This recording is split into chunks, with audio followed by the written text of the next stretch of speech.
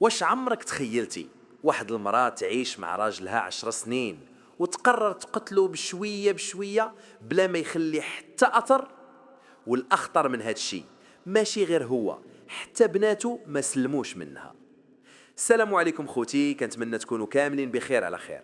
قضية اليوم ماشي غير جريمة، قضية فيها الخيانة، الطمع والسحر، وقصة غادي تخليك تشك حتى في أقرب الناس ليك. هاد القضية وقعت في مدينة طنجة. راجل عايش حياة عادية، عنده 2 بنات، مرته الأولى ماتت وخلاوه بوحدو.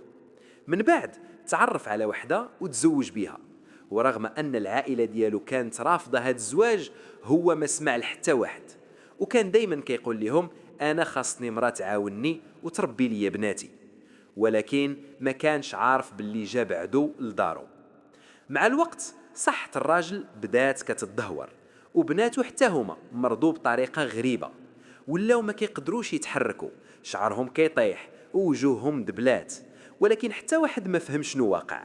نهار من الأيام الراجل خرج مع مراته للبوسطة باش يسحب الفلوس، ولكن وصل وهو ميت.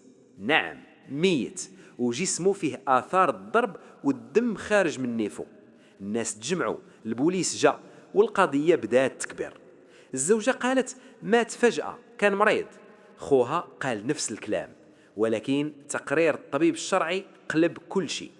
أولا الرجل مات مقتول، ثانيا كان كيتسمم بشوية بشوية، وثالثا تعرض للضرب قبل ما يموت. وهنا الشك ولا واضح. المفاجأة اللي ما كان حتى واحد متوقعها، واحدة من البنات ماتت حتى هي، ضاعوا، ونفس السبب، السم. يعني شي واحد كان كيقضي عليهم واحد بواحد. تحت الضغط خو الزوجة ما قدرش يصبر واعترف، قال أنا اللي ضربته، ولكن بأمر من أختي. وقال باللي اختو كانت غاضبة حيت راجلها ما كيعطيهاش الفلوس، وكانت باغية تستولي على كل شيء.